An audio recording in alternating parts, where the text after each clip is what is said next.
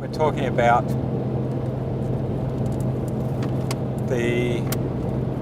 where you go from here. So where's the future? Where do you see the future in 5 years, 10 years for this sort of stuff? Future, definitely the future with hybrid is going to be the norm. And I think it's not going to be imposed by us per se. It's the fact that it's going to become a standard that people will get used to. I think it's like electric cars. Electric cars are new and they're shiny at the moment, but actually in 5 to 10 years it'll be just the norm and being accepted.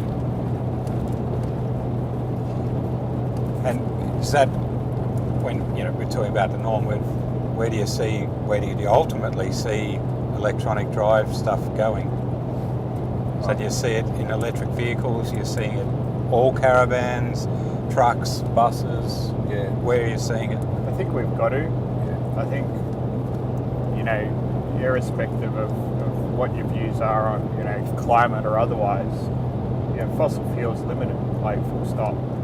You have to have something that you can get to work every day like you would normally, but be able to recharge it somehow with an infinitely rechargeable resource. And I think electric vehicles will meet that requirement, but to populate Australia with them, take every petrol car off the road, I think it's 50 years away. There's a lot of infrastructure involved. We'd have to be generating our electricity from other means other than coal. Look towards nuclear or something that can deliver the sort of demand to charge an entire country full of vehicles. Well, I guess that's the thing. I mean, it's not only the long distances that we have in Australia, obviously.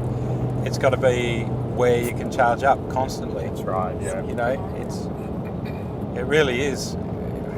Is it the horse before the cart? Yeah, exactly. We look at our sort of residential area. Everyone's got underground power cables. Yep.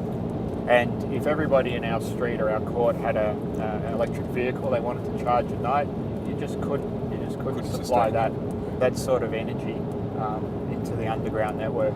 There's already enough problems during winter with circuit breakers tripping and power distribution issues. So they have to think forward about that, and it might not mean think forward in every town, but they might start to build these new sort of I guess you call them pop-up towns. Down our way, down southeast, there's a lot of area like that that's popping up, and they might start to build that into the town planning. They put fibre optic internet in. Why don't they put vehicle charge facilities in? Yep.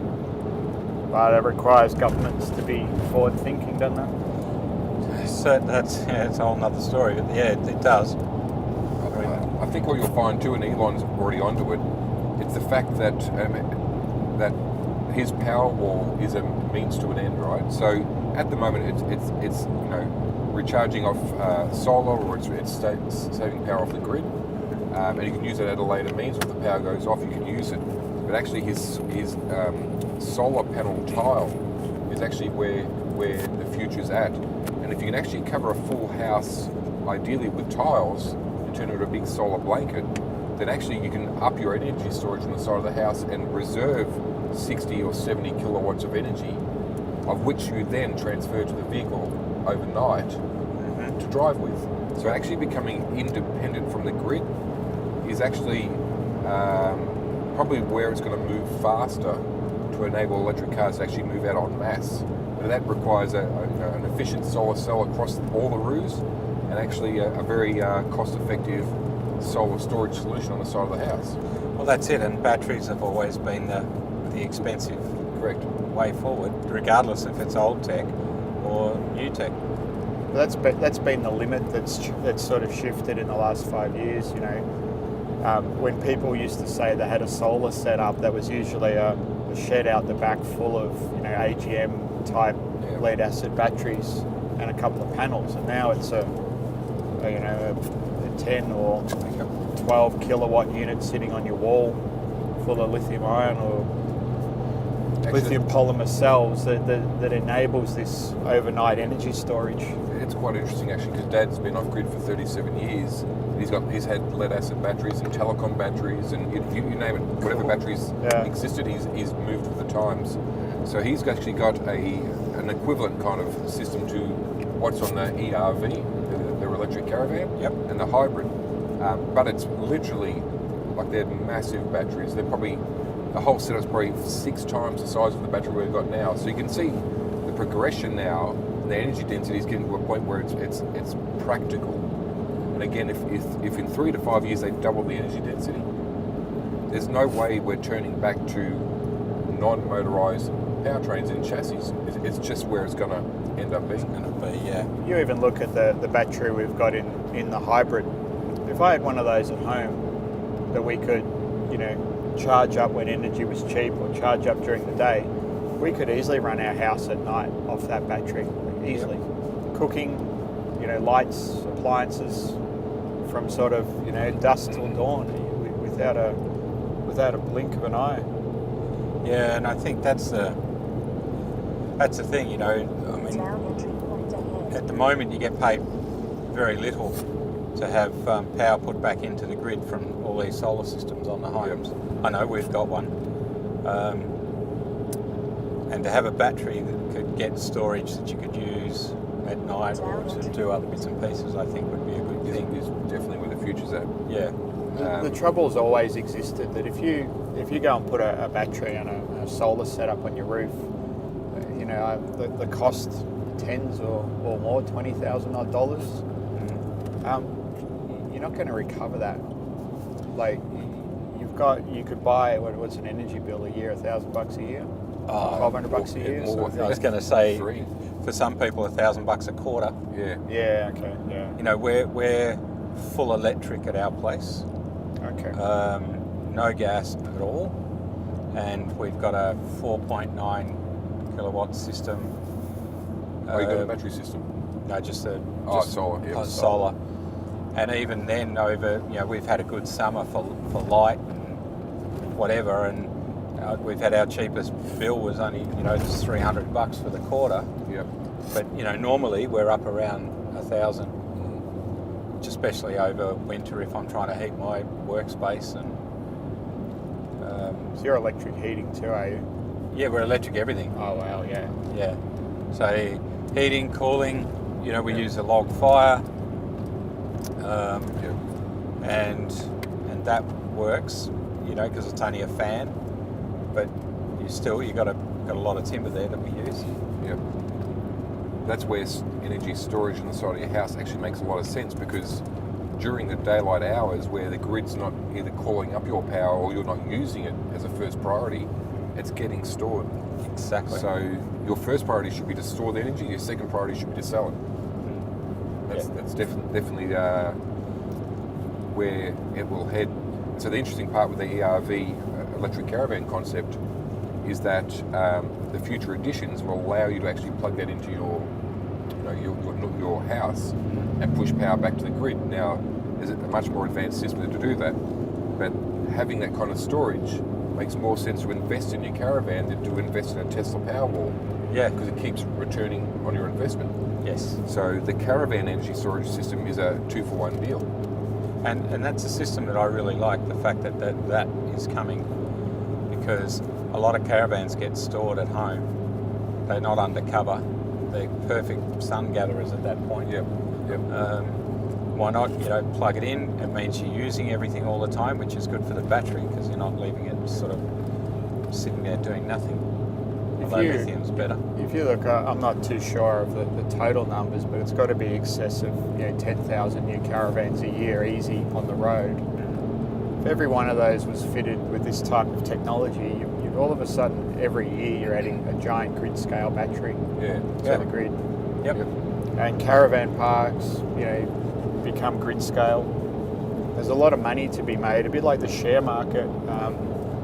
It's called frequency control and ancillary services. And it's basically you require instantaneous energy demand to keep the 50 hertz going. If it drops down to 49.9, That's where the giant battery in South Australia made an absolute monster amount of money. A while back, our 50 hertz mains dropped down slightly, and they've got gas turbine plants ready to go. Mm-hmm. So when it drops down, it's got about 50 hertz or the world ends basically. So it dropped down slightly. The gas fire plant basically bids, like a bid on the stock market, and says in 6 minutes I can give you, however many megawatts we need to bring the grid back up. Yep. And they obviously get paid to do that. Tesla's battery did it in 100 milliseconds. Wow. Full load on the grid in 100 milliseconds, and it sort of said, well, that was $4 million in their pocket in that split second, for being able to do it. Yeah, that's amazing. Really amazing. And we're talking adding, if we were able to add hybrid to every caravan, we're talking adding one of those batteries a year. Yep. That capability every year. Yep. Which is impressive. So interestingly, the electric caravan we've got now can actually plug in to your house right now, and you can use the power. So even if you don't want to sync to the grid, which is a much more complicated and onerous task, you can actually install what's called a 1-off-2 switch in your switchboard. Yep. And that disables the mains grid from your house and then switches to UPS. Yep. So I've got that in my house. I can connect the electric caravan to my house and run the whole house Just from go my caravan. ching, ching. Done. One off two, done. And that Yep. doesn't need all the compliance requirements that a grid connect system requires. Right. So it's much more onerous to connect to the grid. Grid tie system. Yeah. And of course, the grid's not paying you much for your power anyway. So honestly, you'd park your caravan out in the sun, connect your house up, and you can, you have to be a little bit frugal, right? But you could run off the caravan. Yeah. That's what I was saying, based on our energy, I reckon our house at home, we could live every night, because we got gas, of course, Yep. for cooking and heating and hot water, Yeah, so solar hot water. Yeah, that would work for you. That would work for us. Yeah. We could run the house from dusk till dawn. Yeah, Anthony will be struggling because everything's from electricity. Yeah. So And everyone's so- got limitations, but I mean, look, there's always going to be limitations, aren't there? It's a Absolutely, way, absolutely. it's called finding a solution. Yep. And, the tech that's going into the drive system, the tech that's gone into gasless caravan, that ties it all together, that's just going next level, and eventually someone else will come out and they'll go next level, and then, and then suddenly there's systems that'll do all that, and you won't. We won't even blink an eye, right? You Yeah. just buy this system in there, and it just works. Yeah. And so it's, if you think about it, we're just on the start of a very long journey to integrating quite complex systems into an everyday caravan, and you wouldn't bat an eyelid. Yeah.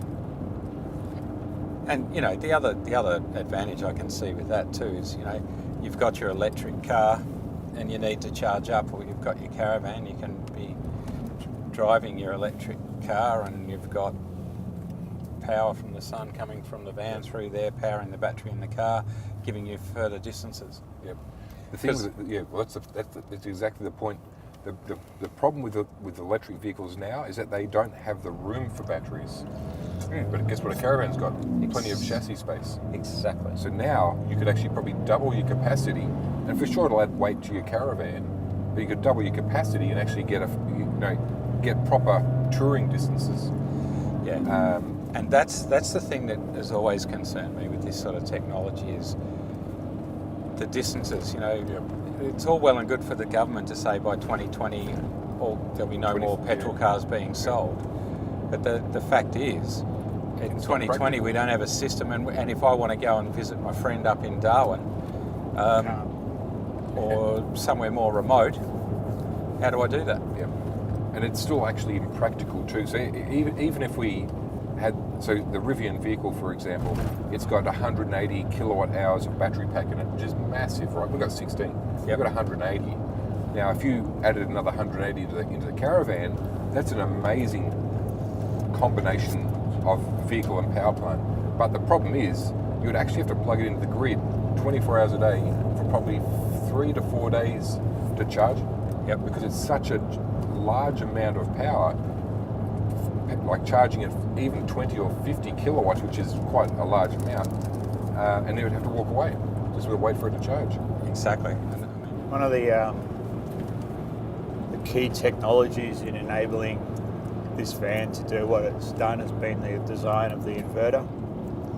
Typically, you look at like an electric vehicle, it's still got a gearbox, a reduction gearbox, it's still got a mechanical differential, it's still got drive shafts, and the thing that's brought our van together has been making an inverter that can software control 2 or 4 motors simultaneously. So you can create in software a normal differential, you can create a lock diff, you can, as you've seen today, you can spin it around on the spot, so you can reverse one wheel, forward one wheel. You can apply electrical or mechanical braking just to one wheel as you're going along. So it opens up a whole new avenue for controlling and keeping this thing stable. I'm not sure, but I don't think I've seen anywhere else available a multi-channel inverter that can take 2 or 4 motors simultaneously, especially in the energy, the sorts of power that we're delivering to them. Well, I was going to say that because that's always the thing, isn't it? You've got it's a lot of heat. Delivering that power in a usable form. Yep. And like you just touched on then too, as a full driver, you know, the ability to actually select from your mobile phone lock differential on your trailer, it's just insane, right? You can lock the diff electronically. Through software, Through software. Through software. And go diff lock car, front, back and trailer. Yep. So you actually, in a dual axle, you've actually got an 8-wheel drive system for off-roading. And you can lock all the diffs. Which, just that in itself is pretty exciting, really. Which is amazing, right? Imagine what you could do. Yeah. Well, it's, you know, there's not often you need a diff lock. But if you can hit a button and suddenly you're driving 6 or 8 wheels, that could really get you out of a lot of trouble. So if they repeat the Galboys, I think they'll be going a bit more hardcore than what they've been doing. Absolutely. That's a good thing about this system is that it's, we've designed it from the ground up to make sure we can deal with all these different environments, these different situations. So, I mean, short of going to a tri-axle, which is more American market, and even that's capable, we've captured the environmental effects of what we need for lock differentials and stability control and in the one system, and that's where this system here, as the initial prototype, has shortcomings, right? It's independent systems and independent software, and it's not working in unison. Yep. That's why we have to actually have to cut our own hardware to deliver a proper result. Yep. And then manufacture what you need to get the right result. Yeah, that's right. And two, I think importantly too, when it comes to safety, again, safety is paramount. We understand the system from the top or from the bottom to the top, every part of it, and so there's no unsurety about its operating conditions. We've got control from the top to the bottom and bottom to the top. So when we are thinking, I mean, we've got the electric vehicle already under construction for the gasless caravan, and you're developing systems. When are we likely to see a mass-produced product? So I think it's again, part of this design is that we can actually do software updates over the air. So in the initial phase, I can see it conceivably being the end of 2020, where we would have an initial rollout of hybrid drivetrain with parking assist modes built in. And from that point forward, we can then do over-the-air updates for stability control and sand assist, mud assist, lock differentials. Really, the only reason it'll be any slower is because we're just working slow, right? If we had a bigger team to work on it, then it would happen a lot faster. It's all about data sets and testing it. So as soon as we've got a proper system, the next thing we're doing is going back to Telerook, right? And actually logging all those results, like Lockie said, and then modelling it. So part of the specialty inside the inverter is it's not only a computer, but it's also a programmable piece of hardware. Okay. So normal hardware made up of logic gates and other types of things. There are devices now that you can wire those up in software. So you can send over the air to this thing basically new hardware to control the motors, new algorithms, new software, a whole heap of things It's a that satellite, isn't it? you wouldn't otherwise be able to if you've got a fixed hardware design. So for sure, it's definitely more expensive the way we're doing it, but actually it's more pliable. Yep. And through volume, cost comes down. So we're not too fussed initially, because as it matures, and the volume goes up, the price will definitely come down. And of course, the software can remotely update to keep up with the latest trends. Yeah, well, I guess that way, if you do find a bug in the system from can you can at least roll check it it out. Yep. Yeah. Address it. Yeah. And again, it's not dissimilar to Tesla, where they actually will remotely update safety systems or drive systems without your knowledge. It's not only about bugs though, it's performance improvements. Like you might choose to ship a product that day one can only use 80% of its battery capacity, so you can't overcharge it, so we don't stress the batteries out. And as we gather data and work out how well these units perform, we can open that up a little bit, let people use 95% of their battery capacity. Okay. So it's not just about, and bugs obviously come into everybody's mind. Everything crashes, everything's got a bug in it these days, but there's a lot of things you can do to change performance and change characteristics of these things over the air. Yeah, which I think is definitely the way of the future, whether we like it or not. Everything's going to be trackable, whether we like it or not. That's why I think you'll find the governments will now start to actually create some policies and procedures, because it's a formality that says the world is connected.